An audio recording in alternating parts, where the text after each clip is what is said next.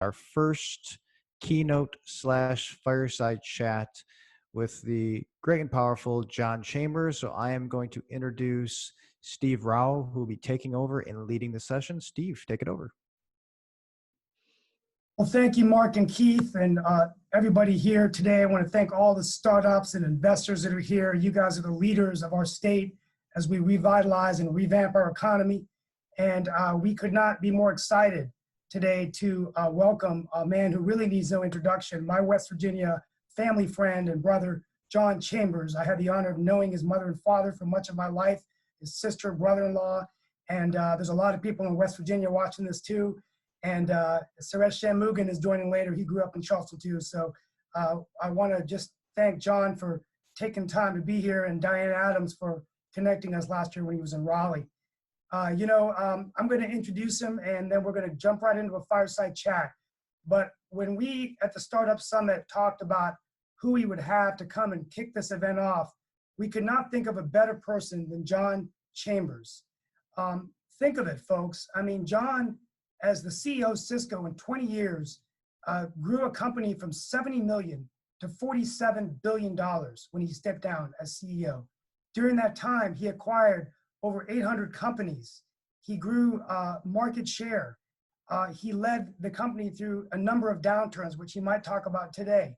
And each time he arose stronger than before. He is also, when he stepped down as the CEO of Cisco, he then became an investor, wearing a very different hat, investing in and mentoring about 18 startups, advising companies on all kinds of strategy and innovative technology. And he's also, I don't know where the man has the time to sleep, because he's also an ambassador all around the world for tech and innovation. In fact, Prime Minister Modi calls him unofficially the global ambassador of India. He received the Padma Bhushan Award last year, which is the highest civilian award in India. We have one of our very own here in North Carolina, Swadesh Chatterjee in Cary, and he chairs the U.S.-India Partnership Forum. He's also an advisor to French technology, to Prime Minister Macron in France. And his book, which I would recommend to everyone, Connecting the Dots, Lessons for Leadership in a Startup World. So I am so honored. We are honored, John. We welcome you here for our 30-minute rapid fire fireside chat. Welcome, my friend. Steve, it's a pleasure to be with you. I see your West Virginia shirt, and you see my West Virginia football behind, signed by the new coach, who we're optimistic about. Also a Duke basketball, not to give UNC any trash talking today, however. Well, thank you. We're going to dive right into it. John and I, we're going to go Mountaineers, go Mountaineers. Real quickly, John, let's dive into our chat.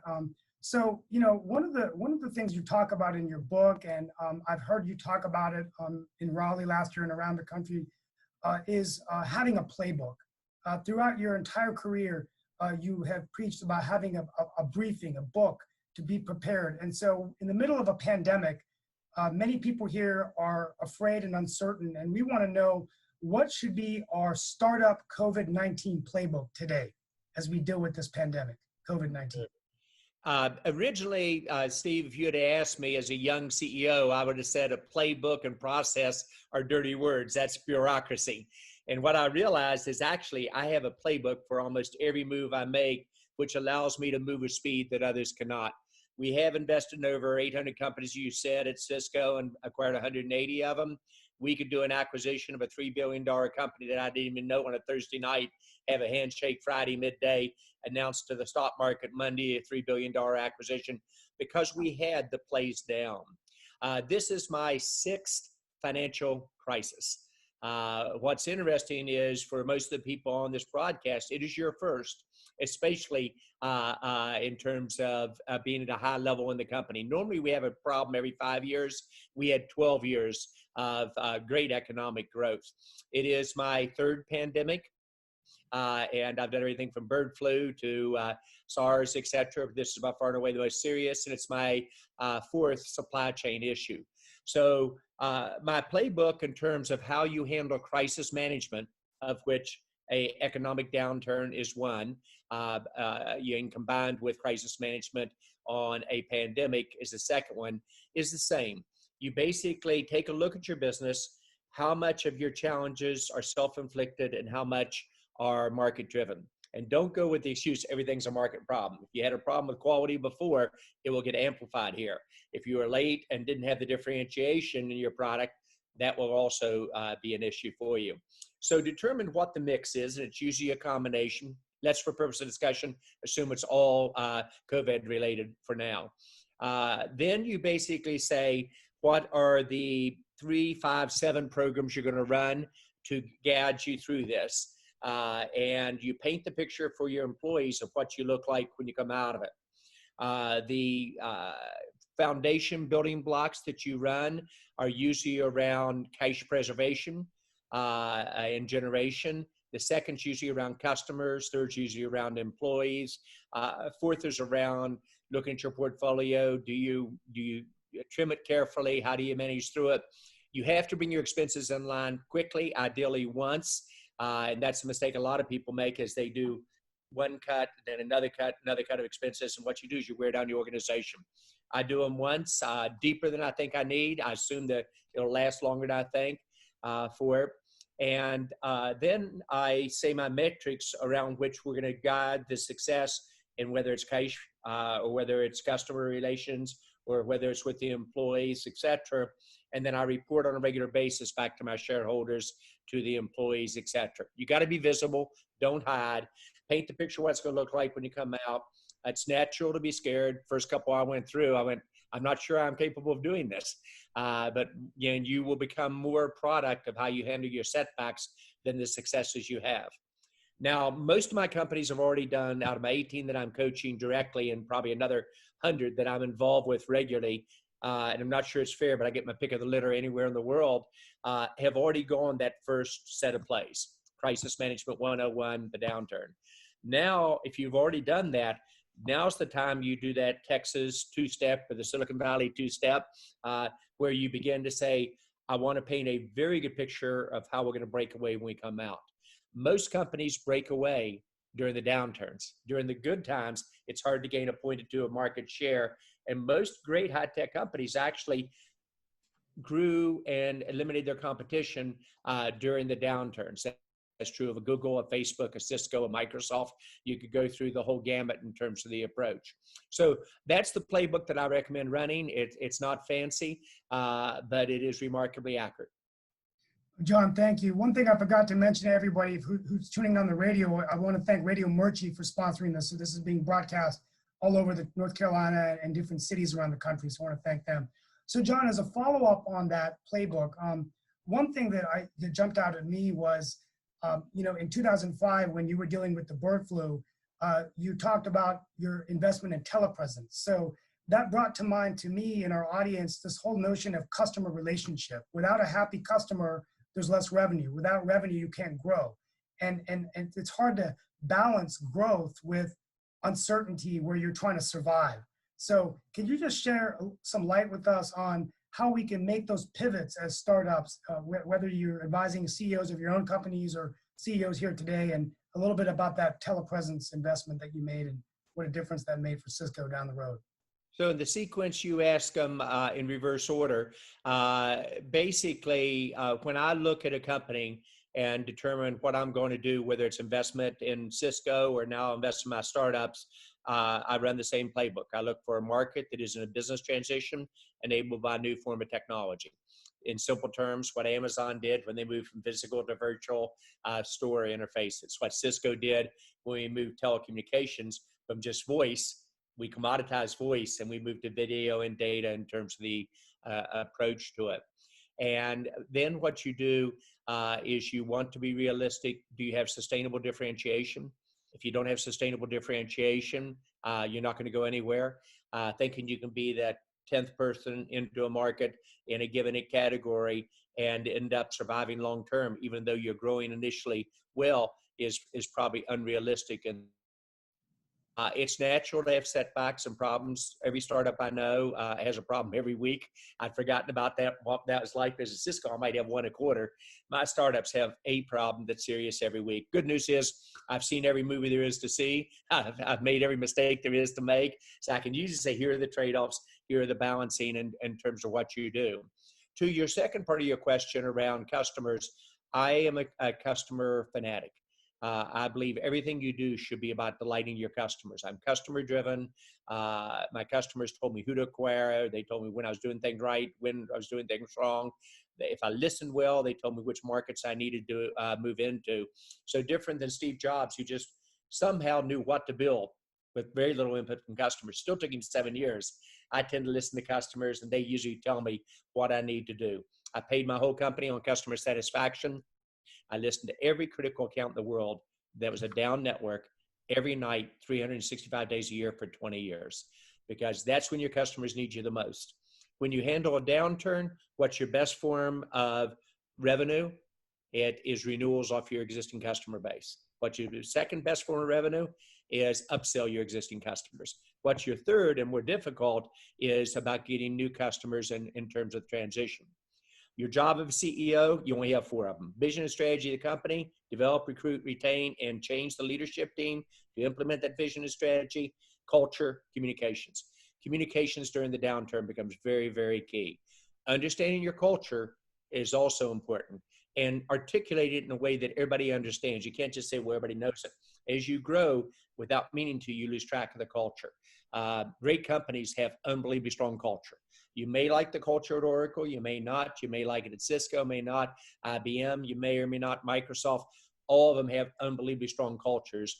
And culture and communications becomes more important in a downturn than even strategy and vision and the leadership team. John, thank you so much. I'm going to shift the direction of the question a little bit, but I was just curious, we're curious, how long do you see this pandemic, I mean, not pandemic going, but what do you think a new normal will look like? I mean, when do you, how long do you think that we're going to see a down economy? So I usually assume a given time period based on data and then adjust as we go through it.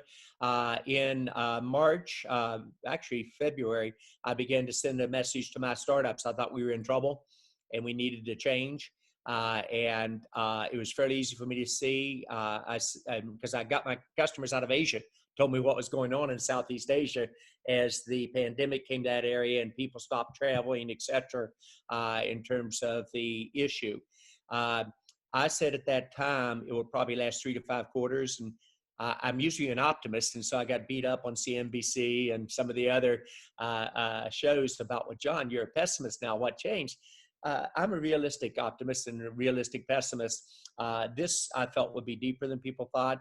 And I thought it'd last 3 to 5 quarters. Now, 3 to 5 quarters from the start in March is more optimistic than most. There are a couple wild cards here. Do we get either a vaccine or a flu shot, if you will, that dramatically lowers the issue here? Or do we get a set of therapeutical drugs that dramatically reduces the death rate and the severity of the top 10% who get this? I personally am optimistic that I'd give us pretty good odds, maybe above 70%. We'll see a vaccine here in the end of September, October time period. And that would be a pleasant surprise for us in the market. But there are enough in the funnel that I think 1 or 2 of them have tremendous promise. I always, however, prepare for the worst. So I wouldn't move on that until I saw other things start to line up. Could it last 2 years? Absolutely. And will it destroy a huge number of startups? Probably 2001 out of high-tech startups, 50% of them were destroyed in 2 years. 2008, 2001 was the tech bubble. 2008, the Great Recession, probably 30% of them got destroyed in 2 years. My gut feel on this one's about 40%, although they're holding up remarkably well. And this is where being in tech is a blessing. Tech really is the foundation for every industry as you go forward. So tech startups will probably have a major advantage versus other startups as we recover. That's great. Yeah, and Raleigh last year at the CEO forum, pre-pandemic, you talked about how we're going to automate away about 40% of the jobs we know of, but we have a great opportunity to create about 15 million new jobs globally, many of them in startups. So yes.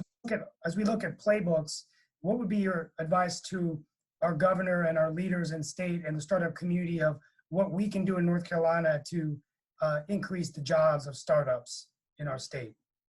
Well, Steve, I always start, and by the way, if everybody agrees with what I say here today, I failed. Part of my job is to make you uncomfortable, get you outside your comfort zone. And even though I've seen the movie so many times, I can tell you the most likely outcome doesn't mean it definitely will occur. So always, and I want you to take it with a healthy give and take in terms of what I recommend. The playbook for a state or for a region is remarkably simple. During an economic downturn, you've got to say, what do you want to look like when you come out? My own view is great companies, the large enterprise companies of the world in total will not add headcount for the next decade. So if you're the governor of North Carolina or our home state of West Virginia, or here in California or Texas, you've got to say that if large companies aren't adding headcount, and probably governments aren't going to add headcount, then it's going to come entirely from startups and small businesses. So you have to say, how do you create the best place in North Carolina for startups to occur? And you've got to work with your universities, the four major ones, and Wake Forest and Duke and UNC in terms of the direction for the group. And think about how do you navigate through this. North Carolina State, of course, being the fourth one on it, the universities. Then we're going to destroy, I think, probably 15 million jobs in this next decade through automation, et cetera. So if you've got 25 million new jobs you're going to add, 15 you're going to destroy, you better have a plan for how you generate 40 million jobs across America. I see very few states actually having the courage to walk through that and say, what do we look like when we come out? States should do the same thing companies do. The ones that really come out of this strong will be realistic on how much of their issues were self-inflicted and correct those and prepare for how long the downturn will last. And then they'll paint the picture how they break away when they come out. Watch your home state of West Virginia, what they're doing at the governor level, the Senate level, the House level, West Virginia University redoing their whole curriculum, startup mentality. They're going to win bids that will shock you on a national basis they would have never done before, and they'll really transform their economy during this downturn. That was a dream 2 years ago. It's starting to really happen. What I'm saying, there is no entitlement. Because you were successful before doesn't mean you're going to be successful now. There is no entitlement that an IBM, who was my first company I went to work for and a great company, will survive, nor is there Cisco. You've got to earn your way through it and strike the balance in terms of how you reinvent yourself. Interestingly enough, your two major sponsors you mentioned, and I like them both. Larry Ellison's a good friend. Safra Katz, their president, is also a very, very good friend. They reinvent themselves. They do it on every downturn. They're actually a very good partner. I partner with them many times in a large company, and they're working closely with a number of my startups. Same thing with IBM. And the new CEO up there looks really, really promising in terms of what he's doing and changing. They're a great company for startups to partner with. Now, warning to startups. Most VCs will tell you don't partner with a big company because they'll bleed you dry. They'll use so much of your resources. They will stretch you out without commitment of volume, et cetera. Very often, they'll recommend going to upper-end SMBs or low-end enterprise. IBM and Oracle, both exceptions to that. They are actually very good companies to partner with. Okay, fantastic. One of your famous quotes is "disrupt or be disrupted," and I love that quote. And there's a lot of the technology is accelerating so fast. So as you have your crystal ball, what are the kinds of emerging technologies that you see that are interesting opportunities, for investors and entrepreneurs? So just to add a little bit of meat to that with disrupt or be disrupted, people will remember the quote, but you got to give examples. I learned at IBM, we were the mainframe kingdom of the world, but yet we got disrupted in many computer markets. The Data General, the ADEC, the Wangs of the world got disrupted by client server. And by the way, they're all gone. Client servers got disrupted by the internet. The internet is getting disrupted by cloud and artificial intelligence. So you've got to constantly reinvent yourself with these technology disruptions as you go forward. Use an example of the company I love, which is Cisco. I mean, we invented telepresence in 1996 as a result of the Mexican bird flu pandemic. And we ruled the enterprise companies for the next, I'd say, 15 years. But because we didn't change, because we didn't make our product easier to use, because we didn't move down market, Zoom came in, and Zoom now has a market evaluation almost equivalent to Cisco, and yet it's only a small segment of the product Cisco has. So you've got to have the courage to reinvent yourself and disrupt. If you're not disrupting somebody, and if you can't say who you're disrupting, you're getting disrupted on it. And the worst thing you can do is keep doing the right thing too long. That's how we were taught in school. Just keep doing it 3 to 5% better. When I get a competitor doing that, I've got them. It's game over in terms of the approach. I apologize. I'm a little bit competitive occasionally. No, we're doing great. We're a great team. We're making great progress. We got about 8 minutes left, but I'd be remiss if I didn't ask you the question about India. We have a huge community here, a very different community in Morrisville. What you talk about Prime Minister Modi getting it right when it comes to entrepreneurship startups. What is he getting right, and what can we learn from him as a leader? So I've met every leader in the world over the last 35 years multiple times. Prime Minister Modi is at the very top of the list of those that are most capable, in my opinion. I believe the most strategic partnership to the U.S. is India, and I believe that India's most strategic partnership is the U.S. Prime Minister Modi is an amazing visionary. He takes vision and articulates it down through his communication skills. Watch him today on the broadcast. Remember, English is his second language on it. I did a session with him. I introduced him today, and then he did a broadcast nationally across India and across the U.S. You can look it up. You can get that the ties into it. But he articulates a vision. He then executes off the vision. His communication skills are awesome, and I think every startup CEO and top founding team has to get very good with communications. He said, here's what we're going to look like 5 years out and 15 years out. Here are the platforms going to run: a digital company, startups, smart cities, healthcare, environment, and then he just runs the playbook all the way through them. So, I mean, he's really, really good, and it was fun being with him today. Well, I mean, it's fantastic that you're doing that for him. I'm going to spend. Well, no, we're doing it together. He's running his country. I'm his advisor. That's what I meant. Well, he's lucky to have you as an advisor. So I'm going to spend the last few minutes just talking about leadership. Okay. Yes. You've had challenges in your life, adversity, and you've overcome them. What can you share with us of how that shaped your perspective as a leader? Your mom and dad were great influences in your life. What did you learn from them? Sure. And then when you're investing in companies, what are you looking for in leaders? After it's all said and done, you've had a great career. You've worked with great leaders. So in reverse order, when I invest in companies, I look for marketing transition enabled by new technology. The second thing I look for is the founders. Do they want to be coached? Are they wicked smart? Do they really have a well-articulated strategy in terms of the direction on it? Then I go straight to customers. In terms of lessons learned, you're more a product of your setbacks or your challenges than you are your successes. Nobody likes to talk about it, but you will never, as Jack Welch, the leader in the generation in front of me, taught me, you're never going to have a great company. Do you have a major setback? And he said a near-death experience. I had that in 2001, and he was right in terms of the direction. I'm dyslexic. I couldn't read. People had doubts about when I even finished high school, even though both my parents were doctors.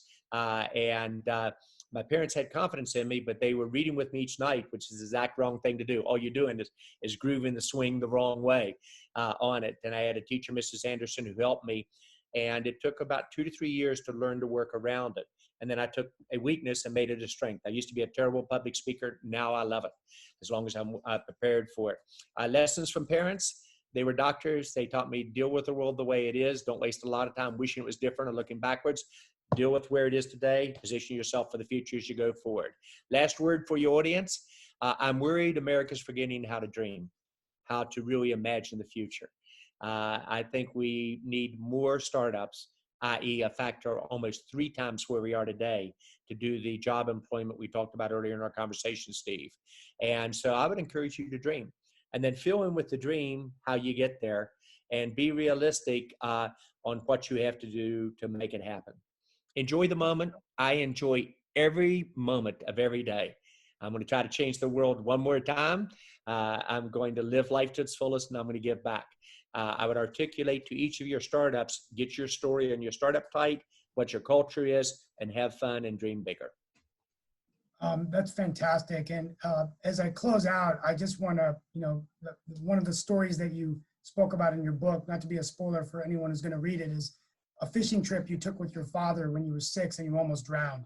And Yes. whom I knew very well, who was a great teacher and mentor to many of us in West Virginia, he said, John, grab the pole, grab the rod. And later you asked your father why, and he said, well, John, I wanted you to grab the fishing pole because if I told you not to drown, you would have tried to swim, and that's how people drown. So you said that that moment impacted much of your life. And so I guess that's a great way to end, is just any feedback or advice you can give of how we can grab onto something to get through these uncertain times, our own rod, so to speak.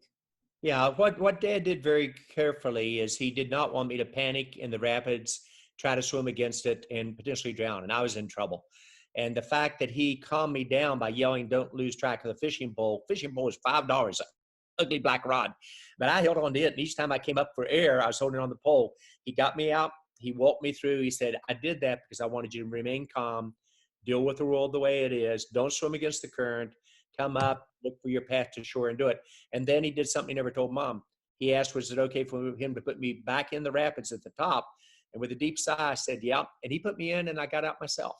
Once you learn how to deal with adversity, and once you learn how to stay calm in a crisis, and it's hard to do, then you can play it out. One other comment for the group. I play out the whole chess game before I make my first move. So when I set a goal, my most likely outcome, an optimistic, pessimistic. I learned that from Henry Kissinger. Then I play out the chess game forward and backwards, and then I can play it with tremendous speed. You might say that's bureaucracy, slows you down. It does not. It allows me to move with speed that others do not. And if I get my competitors playing it 1 or 2 steps at a time, it's game over. So enjoy life and dream. It's a pleasure to be back with the Carolina group. Go Tar Heels, go Duke. Have a great season in your basketball as well, and to your startups. Dream bigger. John, thank you so much. It's been an honor to have you here. Hopefully we can have you back in person. We'd be honored. We know you're a busy man, and we want to wish you and your family, everyone's safety in California with the fires. And thank you so much for everything you do for startups, for leaders around the world, and for just being such an authentic, special man. And we're very grateful. Thank you. Thank you. You have a great day.